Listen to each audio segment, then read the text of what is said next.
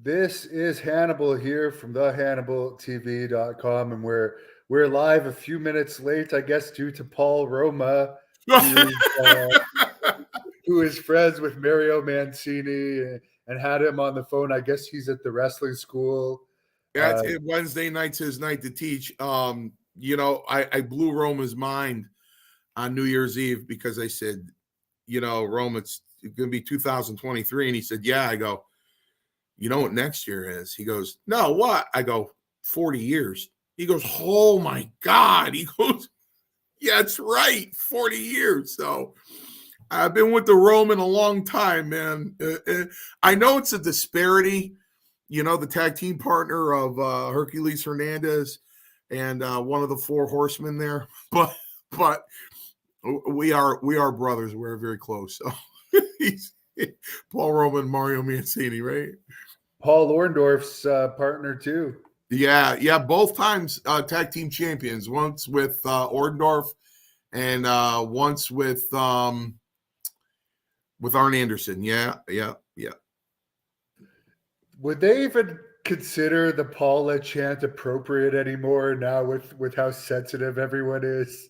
I know that Paul Roma didn't get as much as Orndorff, but this fan's bringing it up. Yeah, I don't. I remember the last time I heard. I don't even know if I could say it, but the derogatory F word towards homosexuals was around 2005, and at an event in Calgary, they were cheering it at Honky Tonk Man's opponent during a match, and I remember standing beside Lance Storm, who was like in disbelief that in 2005 fans were chanting that, but in some areas they're less sensitive than others, I guess. Yeah. It happens, unfortunately, still. I saw my brother Joe Bruin pop up here. What's going on, Joe? I can't wait until July, man. Can't wait until July. New England Pro Wrestling Hall of Fame. And you know what? I'm going to have to do some talking to Joe because, he said that's the last one. And I don't know how that can be. But listen, I know he's busy. I know he's got a lot of kids. And, I know he's getting older now. And in 2013, actually, 10 years ago, Joe Bruin invited me to the Hall of Fame there, to the Fan Fest. And then he inducted me the next year in 2014. But 10 years went by quick. It was fast. But, I hope it's not the last one. I hope Joe Bruin is like a professional wrestler, you know what I mean? Because I had my last match in 2021 in November. That was my retirement match. And I was 55. So, hopefully Joe will be sitting there after a couple of years and it'll still be in his blood and somehow he'll want to still do it. So, because it is one of the best times I have, and it really is a good it's a good fan fest. It's a great Hall of Fame. So I'm it's going to break my heart not to do that thing. You know what I mean? It broke my heart during COVID not to do it. So, but hopefully Mr. Bruin he'll still have the bug. So Hannibal, was a good session in the gym. Yeah, it was, but hopefully he'll just take a year off. They don't necessarily have to have it every year. Well, no, it's true, but you know what? Bruin said it's the last one. So, you know what I mean? So, Joe, I got to tell you, Joe sticks to his guns, and I've never seen anybody intimidate him. I can remember, which I still need to go face to face with Hogan and tell him thanks a lot. Thanks for nothing. But I remember being in a line. Hogan was in Rhode Island, and Joe asked me to come up to see if I can ask him to be, because Hogan knows me pretty well, to be in the Hall of Fame, to go to be in a fan fest or whatever. And Jimmy Hart saw me, and he's like, "Hey, Mario, what's up, baby?" And I was talking to Hogan, and there was a long line. And they're like, you got to move it along. I go, I just got to ask him a question. He's like, what's up, Eminem? I go, Terry, listen, this is Joe Bruin over here. You got to move it along. I'm like, I just want to ask him a question. Well, I almost got thrown out of the place, and Hogan just kept his head down. And I'm like, Terry. And he just kept his head down. So I'd like to run into him for that and remind him of that and say thanks. Because believe it or not, that's happened to me before. But I had such a good friend in front of me. I said, get behind me. I go, get out of line and get behind me and talk in my ear while I'm doing this. He could have done that and he didn't. But anyway, my point is, I was approached by a wrestler that's been in the business for quite some time. And I'm in the line with Joe. And I looked at Joe and I went, Joe, real gingerly, I'm like, what do you think of so-and-so being inducted in the Hall of Fame? And he went, no. I went, oh, no? He goes, no. And I'm like, okay. Then when I think it was Big Daddy got in the Guardian of Chaos, Big Daddy, I got inducted to the Hall of Fame. I go, oh my God, I can't wait to tell him. And Joe goes, Mario. I go, yeah, Joe. He goes, I am the only one that notifies people that they're being inducted into the Hall of Fame. And I went, oh, sorry, Joe. Okay. So he really is. He really runs a tight ship. He really does. He is. So I'm a little nervous when he says it's the last one, because Joe's probably, he sticks to his word there. Let's hope he doesn't this time. But well, if it is the last one, the group of Hall of Famers from that Hall of Fame will be closed forever, and you'll be one of the lucky ones that have the been alumni, inducted. the alumni, Exactly. yeah. So there's a bunch of fan questions already. I think these fans missed you, but someone brings up Barry Horowitz. He's coming on this channel on the Great North Wrestling Podcast with Jack Kilby soon. Any memories of him? I got a lot of memories of Barry Horowitz. Barry Horowitz, probably one of the most underrated wrestlers in pro wrestling, except by us. You know, guys like Bret Hart, and far be it for me. He was, listen, I sit out on every podcast. He's way better than me. His talent far exceeded mine. He was a great worker, man. He was really, really good. You know, and he was a humble guy in the dressing room. You know, and he was just a consummate pro. He took care of his business. He wasn't into any shenanigans or anything like that. He just took care of his business, and he was a mechanic in the ring. Listen, it kind of Bret Hart like, you know what I mean? It's the days back in the 80s when you cared about the product in the ring. You cared about the wrestling. You know, I told my students on Monday night, I said, listen, I realized as the owner of Paradise Alley Pro Wrestling, I don't want to hurt these kids, so I got to keep up. You know what I mean? So when I broke into wrestling, I broke into the wrestling business, pro wrestling. These kids today are breaking into the entertainment business. So there's a big difference. There's a huge difference. You know, I had a student on FaceTime stick a fork in Mancini. What match was that? Was that Gorilla Monsoon, right? What match was that, Chris? I remember that line, actually, but I forget the match. You can stick a fork in me now. I'm still done. Yeah, Barry was just, he belongs in the Hall of Fame. He belongs in the WWE Hall of Fame. He just, you know, I'm not going to call him an enhancement talent. He's too good for that. He's one of those few enhancement talents that probably aside from the Brooklyn Brawler, who by the way, I did a job for him, and he was, when his first gimmick first came out, he was over. So you really can't call him an enhancement talent. You could call him an enhancement talent when he was Steve Lombardi, but you know, he got the gimmick of the Brooklyn Brawler. Aside from that, you know what I mean? Horowitz had his own. I was afraid to do anything on TV. Horowitz would come right on there, pat himself on the back. You know, he's got a T-shirt with a handprint on the back of it. That's genius. You know what I mean?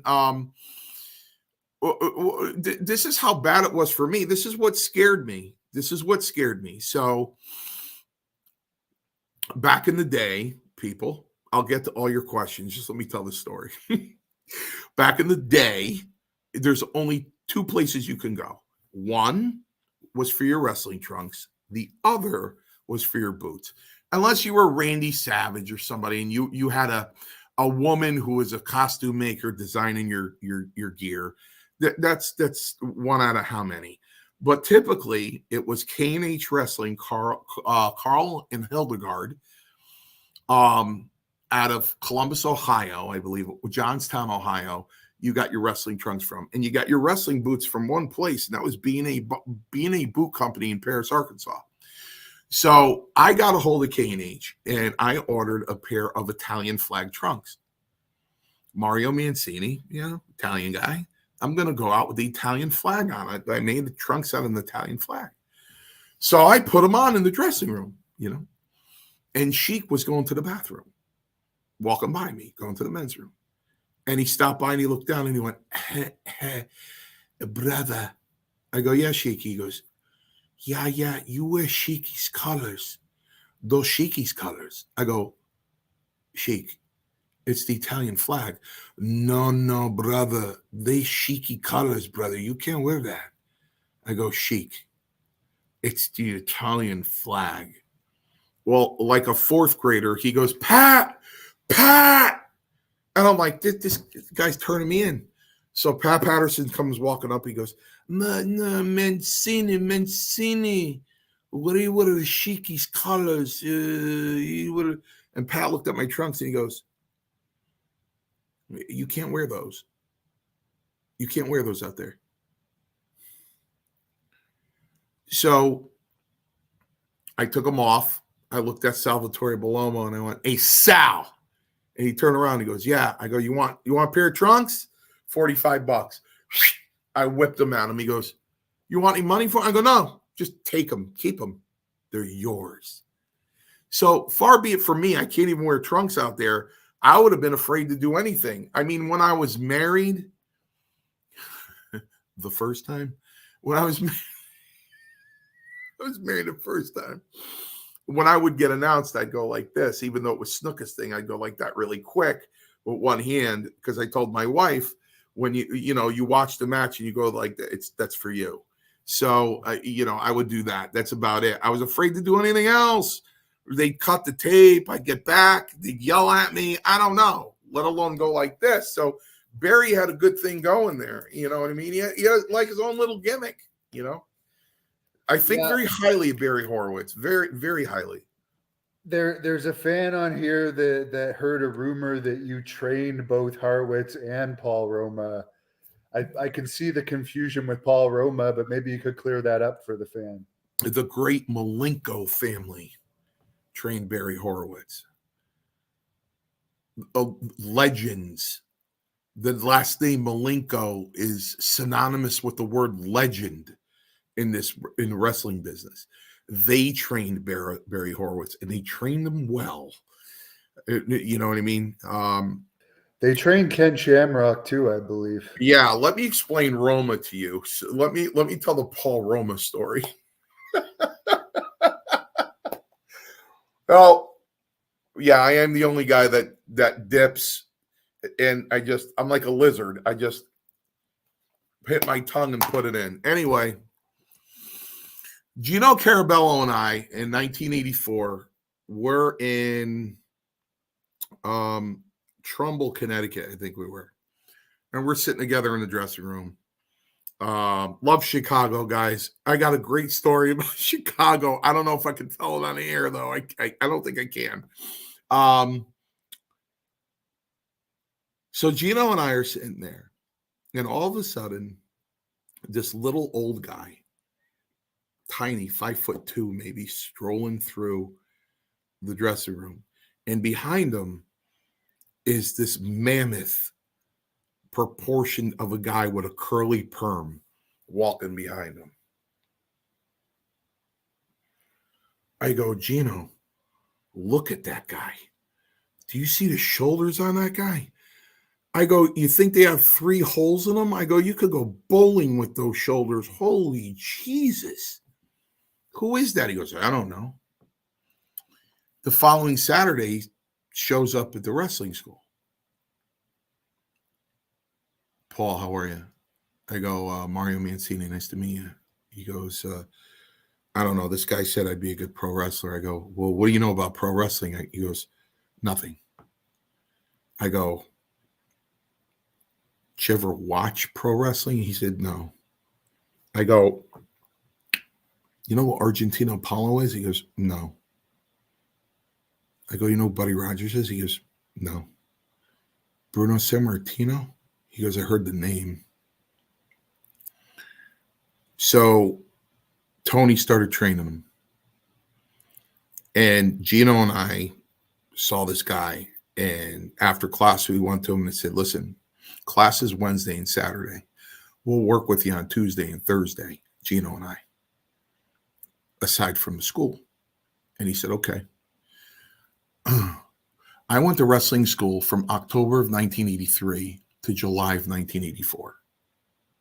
And then I turned pro in July, 10 months. Roma went to wrestling school for 6 weeks. 6 weeks. I said, you're ready to go to TV. Took him to TV. And we were sitting there, and he's looking at all the guys in the dressing room. And Jake is staring him down, something terrible. He goes, who's the skinny guy over there with the cigarette hanging out of his mouth? I go, that's Jake the Snake Roberts. He goes, why is he looking at me like that? I says, because he doesn't look like you. I go, nobody looks like you in here, Roma. No one. Hulk Hogan walks by to go to the bathroom. He goes, who's that? I said, you see Rocky 3? I don't remember. He goes, I watched it, but if he was in it, I go, he was the wrestler that he faced in Rocky. Oh, he goes, okay. Who is he? I go, that's the heavyweight champion. He goes, he's fat. I go, I get up from I'm sitting right next to him. I get up, I squat in front of him, and I almost grab his face and go, shh, shh. I go, you're going to get blackballed from this thing before you even start. Before you even start. I said, you can't say that. He is. Look at him. He's a water bag. I go, Rome, you can't say that in here. You don't know how this thing runs. So now he goes out there and he does a job. He goes out there with his maroon boots and his maroon trunks with his curly perm, and he does a job. And he comes back and he sits next to me and he's going, and I'm going, what's wrong? He can't beat me. He can't beat me. He can't beat me. I'm going to beat his ass in the parking lot. I go, Rome, you can't do that. I said, it's a work. You can't do that. I go, it's pro wrestling. You got to pay your dues. He can't beat me. He can't beat. I should get up and kick the shit out of him right now. And what I didn't know, because I didn't know him that well, it was all about his father. He couldn't bear for his father to see him with his shoulders against the canvas. And I didn't know that at the time. Because his father was like mine, like my dad, my World War II veteran dad, may he rest in peace, was my hero.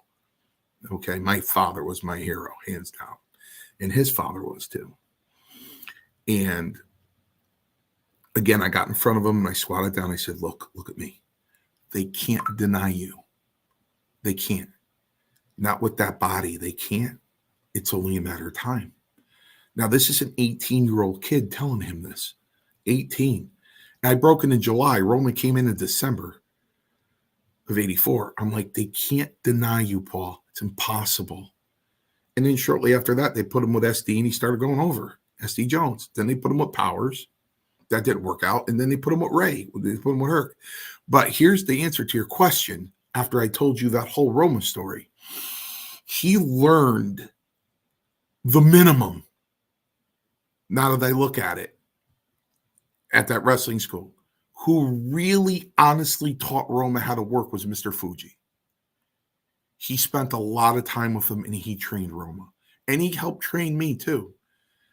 I remember when Fuji watched Roma and I go over the top rope for the first time. He goes, "Who the hell taught you that?" I said, "Tony Altomar.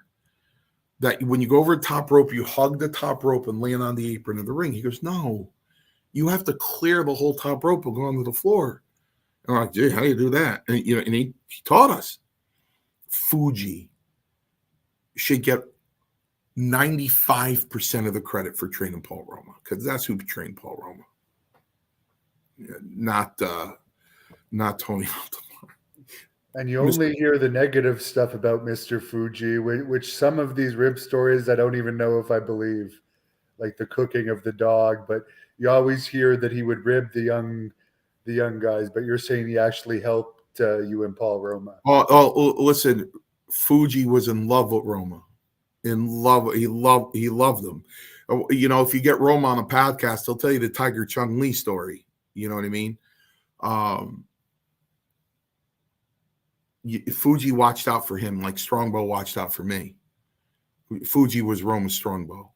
You know what I mean? He watched out for him. Fuji liked me too. And yeah, he did a lot of ribs. Look, he put padlocks around every loop of my pants. I had to rip off every loop to put my pants on. You know what I mean? If he didn't like it, he'd shit in your bag. But Fuji was, somebody got hot I forgot who it was. Roma would know. Somebody got really hot at Fuji one night in the dressing room. And they went, "Go ahead. I'm going up to him." And somebody looked at him and said, "Do it. Go ahead. Go up to him. Go up to him. Slice you in a million pieces." He'll slice you in a million pieces right there. You got blades on him. He'll slice you to pieces right in this dressing room. Go ahead. Go up to him. He wouldn't go up to him. He wouldn't go up to him. So listen, as I explain to my students, it's all about respect. As I tell parents when they bring underage kids in to join the school, when I say underage, they're 16, 17 years old. And if there's a behavioral problem, it'll get fixed. Because the respect required in professional wrestling, it pales in comparison to like martial arts. And that's supposed to be a very disciplined, thing. Pales in comparison to the respect that's required in professional wrestling. And that's why Andre liked me. That's why Fuji liked me, because you know what? I kept my mouth shut. I did my job. I didn't complain. And I did what I was told, no matter what it was. If you think I wanted to go to Canada and get cow-tied like a steer around my wrists and around my ankles by the Funk Brothers, have my trunks pulled down and have my ass branded FB, Jimmy Jack Funk, Dory Funk Jr., and Terry Funk, if you think I wanted that, you're wrong. But you know what? I did it, and I kept my mouth shut and prayed to God my father didn't see it on TV. So, that's the way it goes. There's a couple people mentioned Paul Roma and Alex Wright in WCW. Is there something I never heard of between those two? Well, the thing about that was, listen,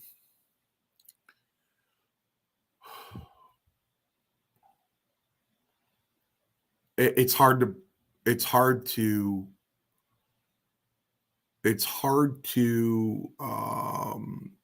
narrow it down to business with Roma because we're so close. I've been there for the worst parts, some of the worst parts at times in his life. He's been there for me. Last year I lost the second toe on my right foot over something stupid. No, people, it wasn't diabetes, something stupid. And they had to take my toe off, and he was right here in my living room. He'd go into the store for me and getting, I told him go to Restaurant Depot and get me 40 pounds of chicken breast. He's coming in with this big box, and, he'll constantly say to me, you need anything, you call me. We live 4 minutes from each other. And even when I go and see my daughter in Presque Isle, Maine, 8.5 hours away in Presque Isle, he'll call me 6 o'clock on the way home, knowing that I got another 6 hours to go, and go, listen, man, if you get tired, call me.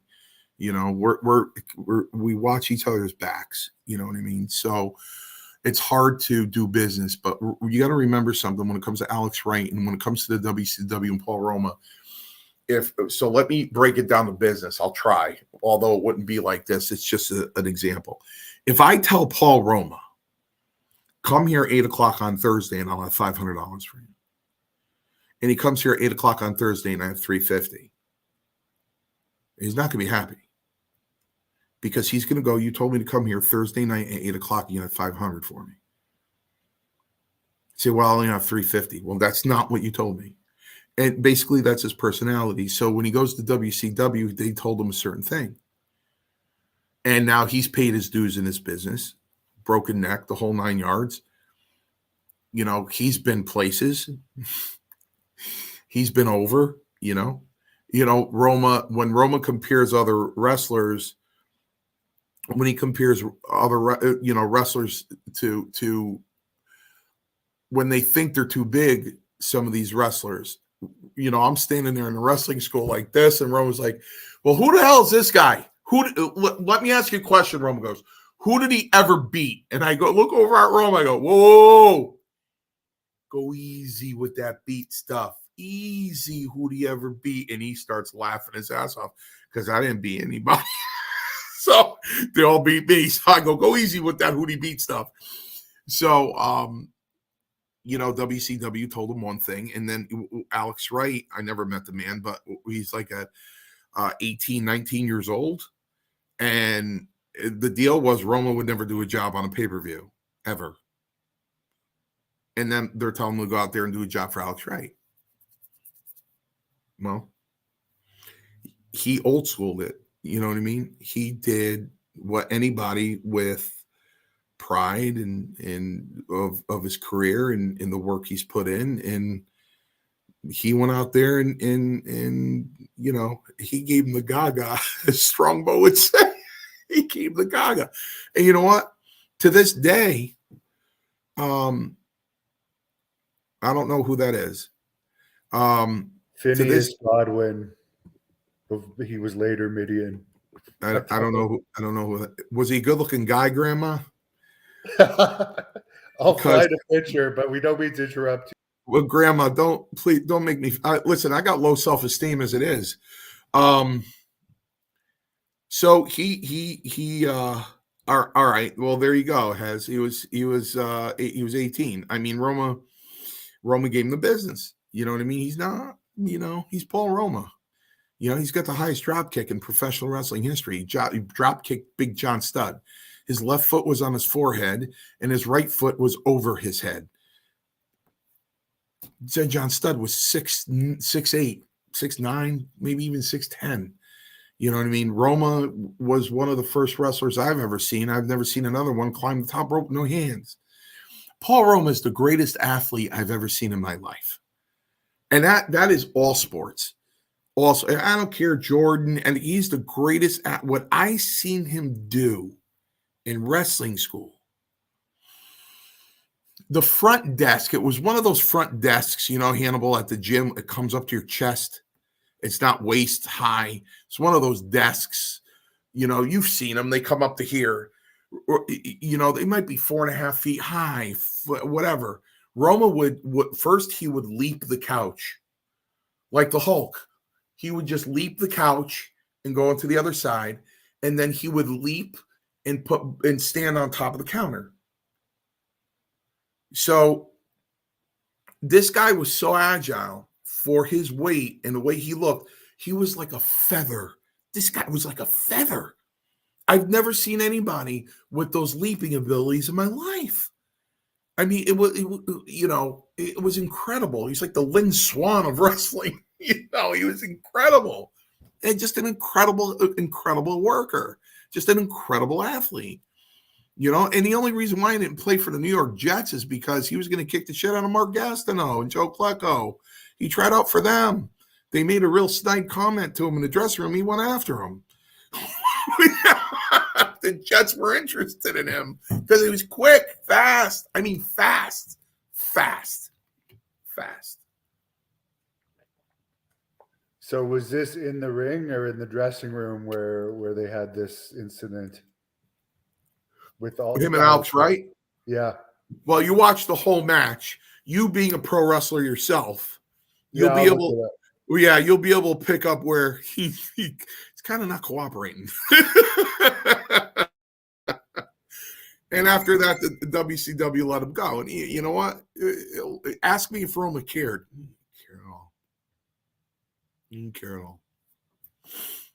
Didn't care at all. He didn't care at all. Yeah, I'm not surprised by that. No. Apparently, it was WCW Super Brawl '95. I guess I'll look it up.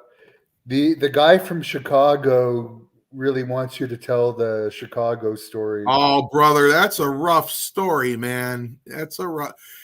I'll tell it's not as funny if I keep the name out. It's not funny. It's not. I can't tell the story. Give us a hint at who it might be. The only thing I can't tell that story. He's got kids and stuff. I can't. What does it involve? Oh, listen. It was. I'll do the voice. If you guys can figure it out, God bless you. So, we were in Chicago, and yeah, Brian. We're in Chicago, and we got done, and it was one of those rare times where, I didn't book a hotel. I figured I'm in Chicago. There'll be a million of them. Don't worry about it, right? There wasn't. They were all sold out, and I was with Joe Murdo. I love Joe Murdo. I was so mad when they let him go. I got in an argument with Strongbow. He told me mind my own business. When they let Joe Murdo go another job. No, a gentle giant, man. He was just a nice guy. So this other wrestler comes home. And he goes, hey, you guys got a room? I went, no, we're looking for. So we go to the hotels, around the lake in Chicago. They're sold out. This is before Expedia and the yeah. internet. Oh God, yeah. This is like 85. So he takes us to the south side of Chicago, and he takes us to one of these hotels where you can go in and go, like a short stay for 4 hours. So now it's 2:00 in the morning. Vince McMahon, well, he likes to save money. So you're flying out of O'Hare or Midway at like 6:12 a.m. In case you guys think, unless you're Hulk Hogan or one of the top guys, if you guys think the life of a pro wrestler, boy, did they have fun. You go into the town, right? Especially if you get there at like 3:00.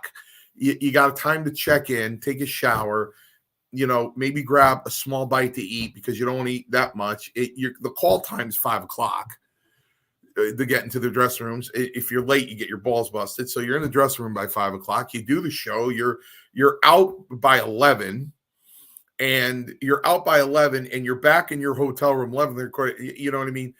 Unless you go out with the guys, and then Big Daddy, I would never kayfabe you in a million years, the Guardian of Chaos, Big Daddy. So another one of my closest brothers. So you really don't have a lot of time. When I tell people everywhere I've been, they go, oh, did you see this? I go, no, I was in and I was out. So we go to this hotel, and Joe Murdo, I go, Joe, you can sleep for like 3 hours max. You can be up by 5. Got to get to the airport, maybe 2.5 hours. And the funny part about it is saying the guy's name. That's the funny part about it. And I can't. I can't. And number one, he's passed away. Number two, he's got kids. I can't do that. So I will do it though. I'll do it for you guys. All right. You guys are spoiled. So Joe Murdo and I are in the room, and we're going to sleep. And all of a sudden we hear, ah, ah, ah, ah. I'm like, what are the walls made out of paper? What are they made out of paper? On my chest, on my chest, on my chest. Finally, it's over. I look over at Joe. I go, finally, they're done, right? Start to drift off to sleep here.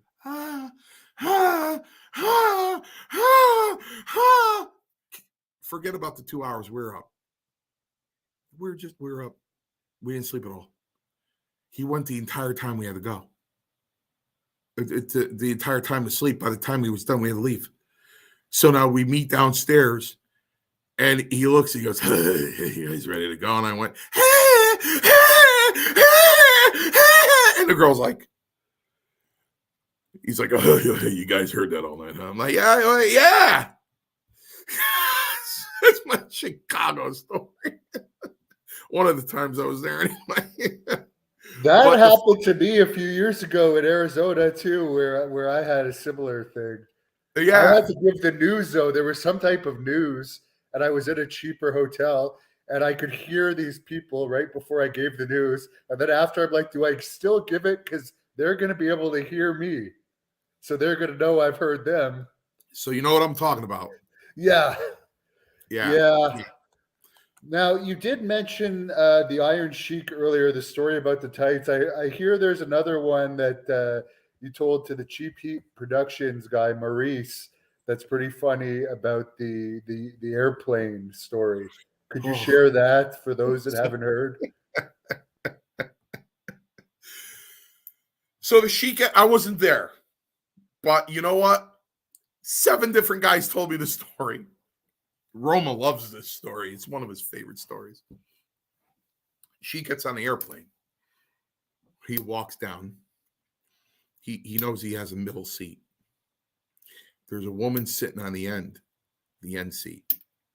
He didn't care about the window seat. He wanted the end seat.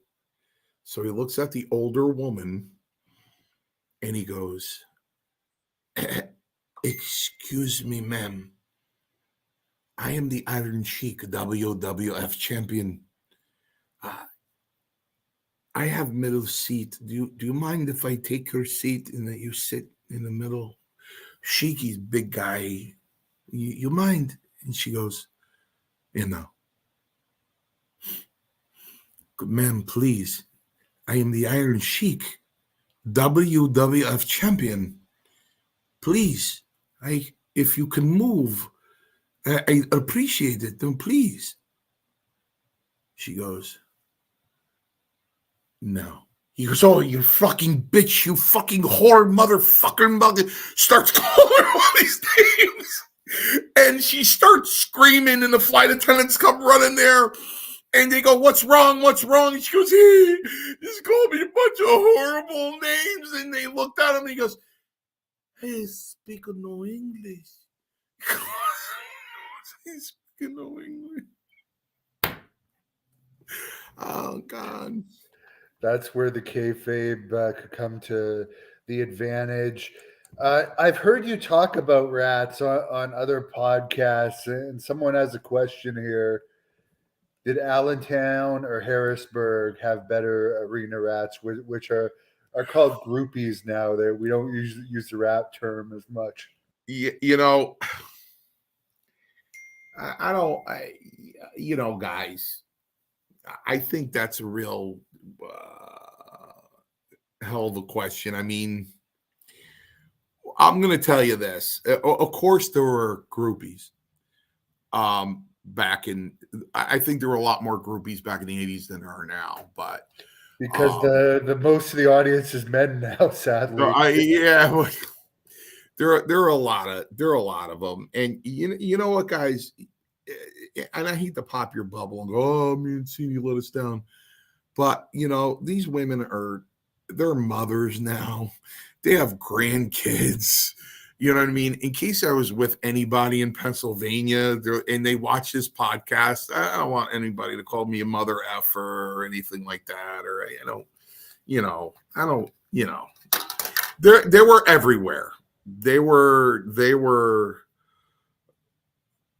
everywhere.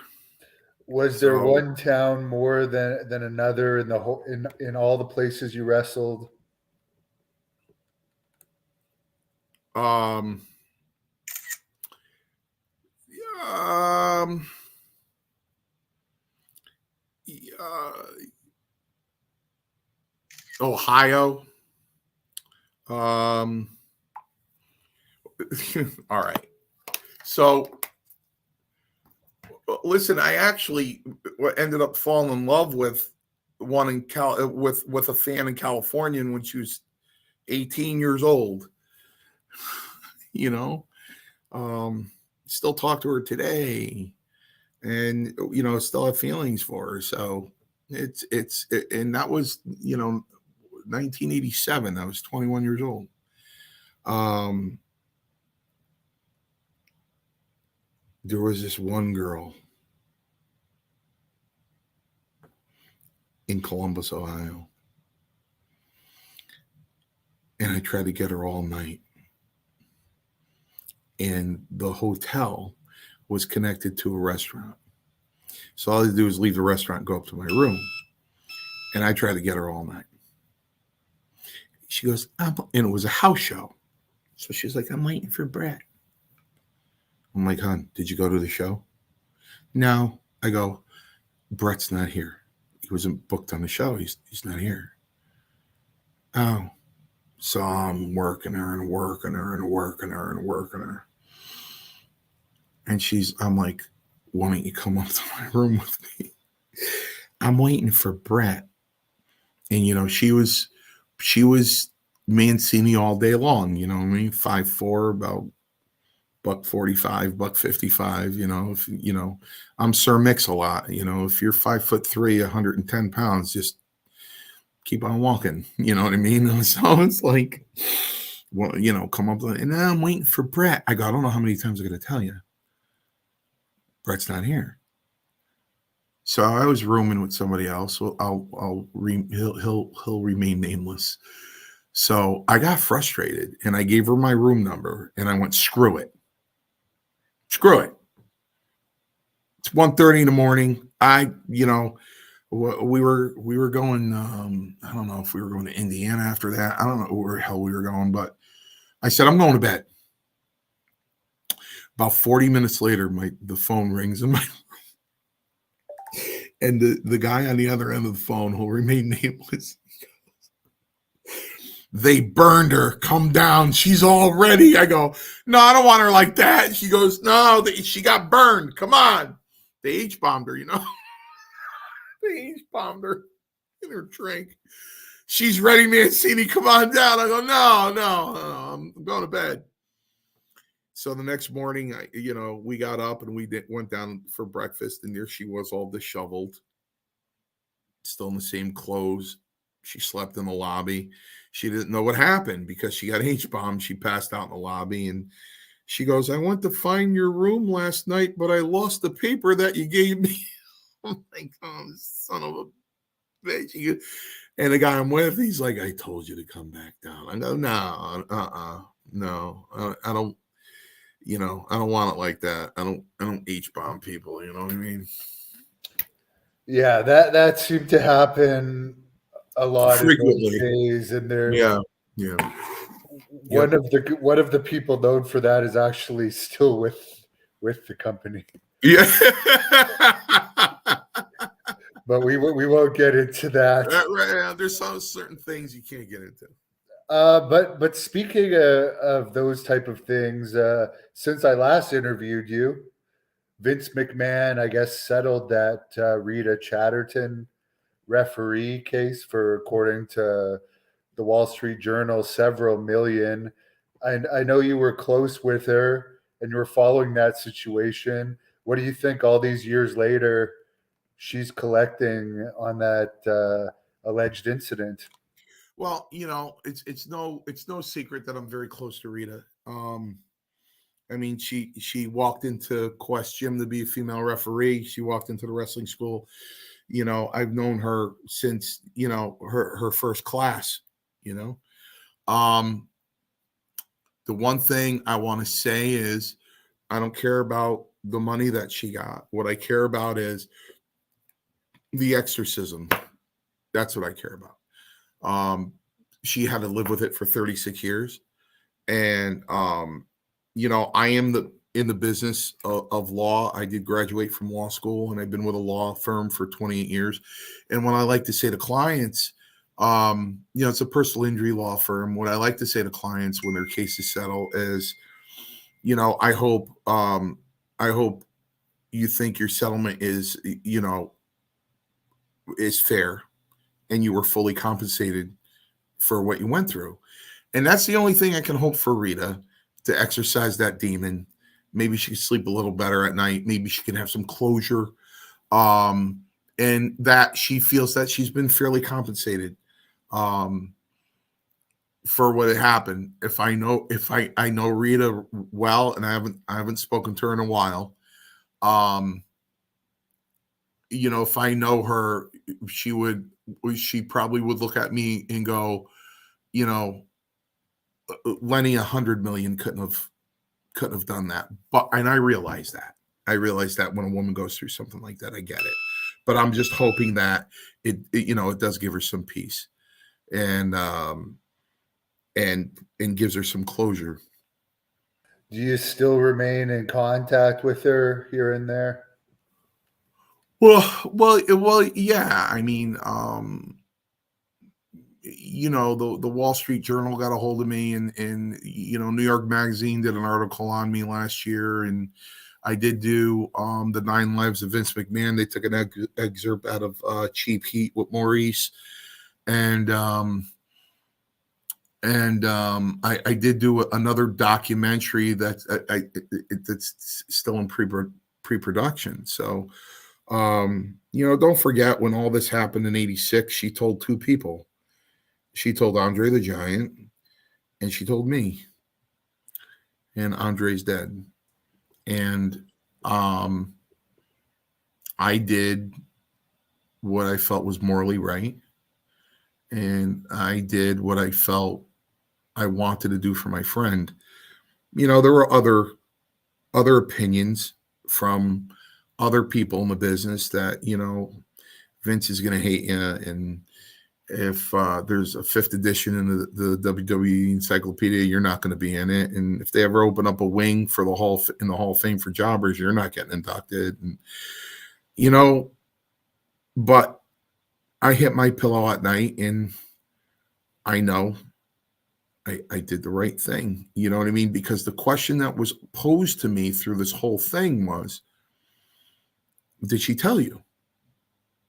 And that's the question. Not the facts of it. The question that was posed to me is, did she communicate this to you in '86? And the answer is yes. Now, Vince can deny the allegation, and he has, and whatever. But the question was, did she communicate this to you in '86? And the answer is yes, she did. So, I'm just a little nervous because I hope I'm in good standing with my brothers, because they mean a lot to me. You know what I mean? Like Greg Valentine and Beefcake and Demolition and Tito Santana and Tony Atlas and all the guys, Ted DiBiase, all the guys that I see at the conventions. I would be mortified if I went to get my hug and they just kind of turned their back on me, because to me, I did the right thing. You know what I mean? So anybody who was following it closely always saw my name come up. If they watch Cornette, Cornette's mentioned a couple times that, look, and she told Andre and Mario Mancini. And like I said, it was said on the 9 Lives of Vince McMahon, if anybody watched that, and had Cheap Heat's clip on it. So I did the right. I don't contact her. I didn't ask her about it, or what happened or anything like that. I saw it on social media that it settled, and I figure in time, whenever that'll be, she'll reach out to me whenever. I don't know.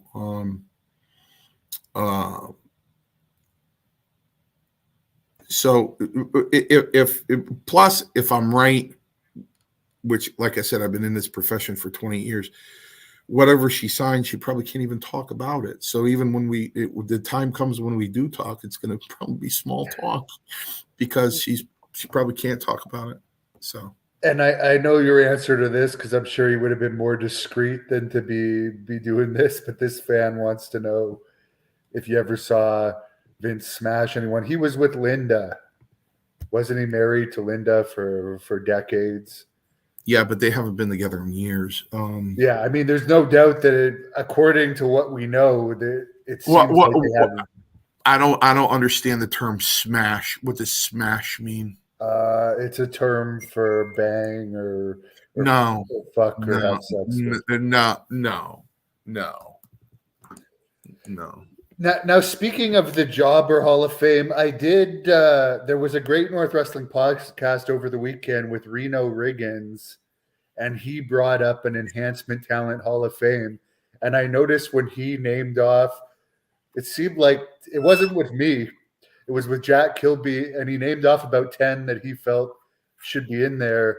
Your name wasn't in his 10, but your name would be in most people's. Did you know Reno Riggins, or was he after your time just coming in? I knew Reno. I knew all of them. And I think I was in a dressing room with them. You're bringing some heat, though, if Maurice is watching this, because I think we're supposed to do a podcast together, a Cheap Heat podcast together, and he never mentioned my name for that Hall of Fame. So it looks like there's some heat there between us before this podcast even starts, Maurice. You're going to have some cheap heat. So yeah, well, I noticed it too, just because you've been so popular on this channel that he named some people I hadn't even heard of, and I was waiting. It's like, okay, is he going to name Mario? He named listen, I made a Jobber Hall of Fame, and I didn't even put myself on it. You know what I mean? I didn't even put myself on it. There's so many other guys before me that should be there. You got Frank Williams, you got Omar Atlas, you got Jose Estrada, Jose Luis Rivera. Well, Johnny Rods is the only Enhancement Talent that's in there. He is in the Hall of Fame, Johnny Rods. You have Iron Mike Sharp, SD Jones. He left out Mike Sharp too.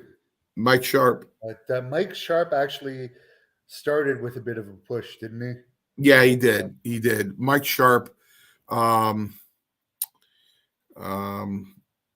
Terry Gibbs, Charlie Fulton. There's so many other guys that would deserve to be there before me. You know what I mean? Guys in the 70s,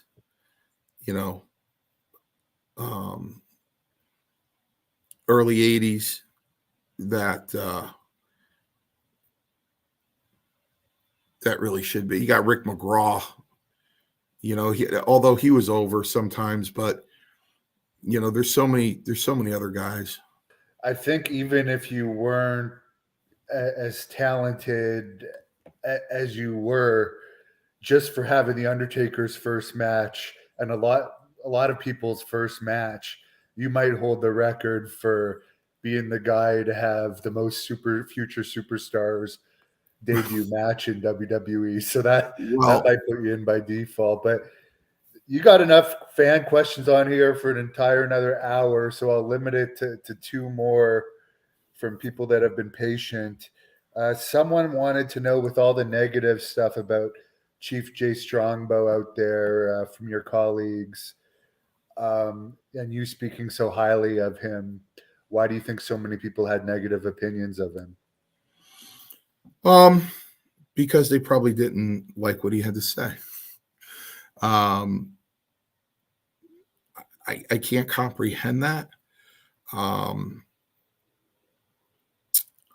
I can't comprehend that because Chief was everything to me. He was my second dad, and he watched out for me. And you guys have all the right to say, well, Mario, you were a tiny little tadpole in this huge ocean. Maybe Strongbow, patted you on the head and took care of you, and you're probably right. You're probably right. But Chief was kind of like Andre. If Chief loved you, he loved you. If he didn't, he didn't. And there'd have to be a reason. See, Chief had a lot of moral character. See, Chief was a stand-up guy.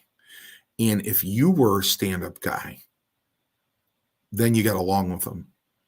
If you were somebody who made trouble, spread rumors, you're always in the drama, you're always getting heat on people, Chief wanted nothing to do with you.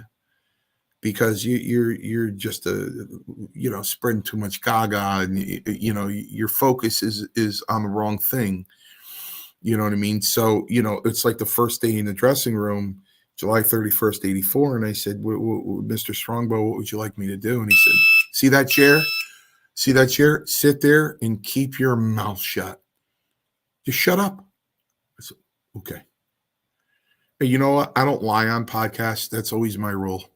I tell the truth no matter what. Maybe that's why you guys like me so much. But the fact that he was Italian and I'm Italian probably had something to do with it too. But I know another man that will remain nameless that I had the honor and privilege of meeting, who reached out to me, and his Chief's best friend, his best friend. Amazing. He sent me a pair of Chief's trunks I'm going to put in a jersey frame. Chokes me up. But and even in Brett's book, he had a rough start with him, but I think overall, for all the stories that Brett tells in his book about Chief, he kind of praises him in the end. Because Chief, Chief was a god. Chief was. I come back to the ring in a house show, and Chief go, come here. Why do you take so many bumps in a house show? I go, oh, Chief, I like taking bumps. I'm a stupid kid, you know what I mean? I like taking bumps, Chief. I love it. Hey, you're not going to love it when you get older. He goes, use your head in there. Use your head.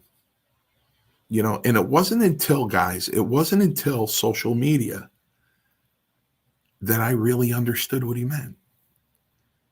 It wasn't until social media until I knew. And I tell him, I go, I understand now, Chief, because I watched his match, his comeback match after his leg healed that Valentine broke in 1979. And it was the rematch. And Chief, you guys have to know that if I'm wrestling you in a house show, we go to the agent, we see who's over, which is probably you. Which is probably you. But how long? 11 minutes. Okay. That clock starts the minute you go through the curtain. Not when the bell rings. The time of the match starts when you leave the curtain. Not when the bell rings. So now Chief stood outside the ring staring at Valentine. It's got to be 3 minutes. Just staring at him. Staring at him. He's not doing anything. Nothing. He's not doing anything. Just staring at him. And Vince is putting it over. Strongbow giving him the look down. He's staring at Valentine down. Oh, his eyes won't leave him. Look at Chief staring down Valentine. Now, in the way of psychology, there's one or two ways of doing this on a revenge match. Either you do what Chief did and stare him down to intimidate him, or you come running from the curtain in the ring and just start hammering the guy because it's a revenge match, right? Chief is just staring him down. And then he gets in the ring, and he starts dancing toward him and stuff like that. Well, well, for God's sakes, they really didn't do anything for like 5 minutes into the match. So the question that was posed on a Q&A run by Howard Finkel, it was, I had no right being up there. I had no right being up. Listen to this. No, I sat up there going, what the hell am I doing up here? God bless Joe Bruin. It was, here's the lineup. Harley Race, Tito Santana, myself, Matt Stryker, Greg Valentine, Davey Boy Smith's wife, a couple other people. So you could ask anything you want in this intimate question and answer session. So a fan said that the Howard Finkel goes, Greg Valentine, you had a rivalry with Strongbow. What is the biggest thing you learned working with Chief Jay Strongbow? And he said the biggest thing I learned working with Chief Jay Strongbow was that less is more. Less is more. And Chief got over, as far as dealing with him, if Chief's got a bad story about you, especially a story of dishonesty, he's going to come in with an idea about you to begin with. You're in the hole already. You know what I mean? If it's a story of dishonesty or you screwed somebody over or you stole money or anything like that, he's not going to be happy. And you're not going to start out on the right foot. He can be very critical about your work in the ring, and maybe guys took offense to that. You know what I mean? But I don't know who. Listen, you guys want a good taste of Jay Strongbow and who's supposed to hate him. He fired David Schultz. He fired David Schultz in Los Angeles. Had him cuffed, arrested, and taken away. I welcome all of you guys to buy Don't Call Me Fake by David Schultz. He praises him throughout the whole book. There's nothing but praise for Jay Strongbow. And last question, as I said, there's enough to fill another 2 hours. Well, let's go, Hannibal. Yeah, let's do 10 of them. Yeah, I'd rather make them wait and get you in smaller. Part 5. But Rick Rude, Reno Riggins told a story about Rick Rude being really rough. Did you ever wrestle him or hear those rumors? Yeah, Rick Rude was my last match in the WWF. He's the last guy I worked with, then I left. Before that was in Huntsville, Alabama. The night before that was in Nashville, Tennessee with Wayne, with the Honky Tonk Man. But Rick Rude was my last match in the WWF. And he wasn't stiff with me at all, whatsoever, at all. You got to remember something. At that point, I was there for 8 years. So he saw me constantly in the dressing room. And again, truthfully, when these guys came in for the first time, like when I worked with Taker and we were going over the match, and basically going over the match was he was going to clothesline me over the top rope backwards. I needed to keep my elbow stiff because he was going to walk the top rope in the finish. We didn't sit there and go over every single thing. Just didn't do that. Not in those days. He doesn't know me. Even though I told him I was there for 6 years, he doesn't know me.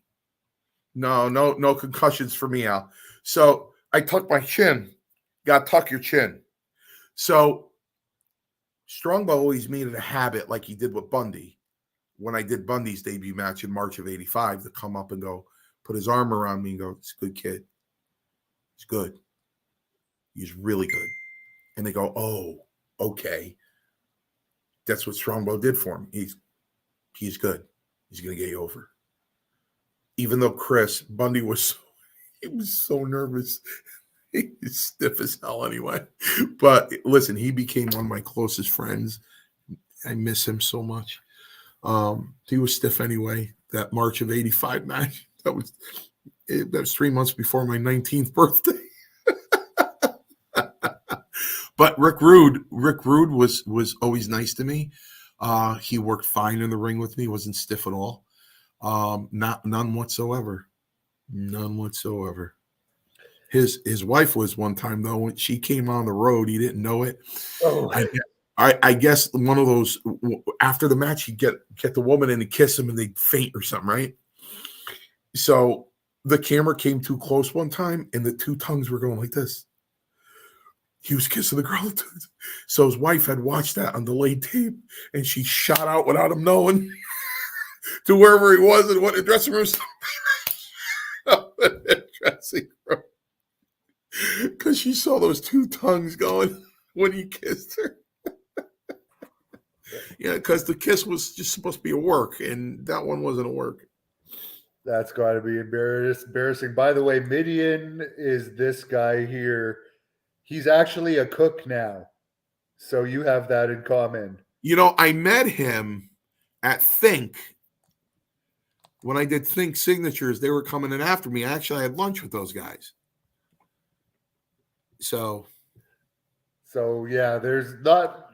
I could see maybe if you had your hair down and had the makeup on, there'd be a bit of I don't know. Well, here's the funny. I'll leave you with the funny, especially if you look at my shot on Tuesday Night Titans in that gray leisure suit. If you look at me there, Roma calls me a chubby Burt Reynolds. Well, there's a compliment and yeah. Now Paul is at your wrestling school now. I know he's going to call you again soon, so we don't want it on his bad side. But you want to plug your wrestling school and what events do you have coming up? Well, let me tell you something. We just had a sold out event this last Saturday. Really, haven't.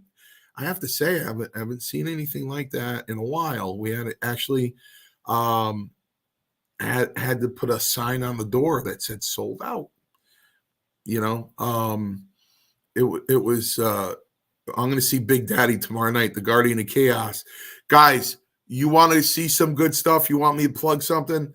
The Guardian of Chaos is all over YouTube, man. He's got some good stuff you want to see. Check out the Guardian of Chaos, Big Daddy on YouTube. He's got a lot of good stuff going on there. It was a sold out show. Roma's back to booking. So he's back to booking and doing the storyline. So, it was, I really enjoyed some of the finishes he set up. We have a show coming up on February 18th. The wrestling school is exploding.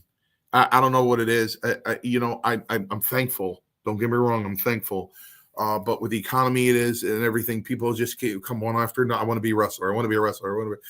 And to my knowledge, we're the only wrestling school in the country, I think.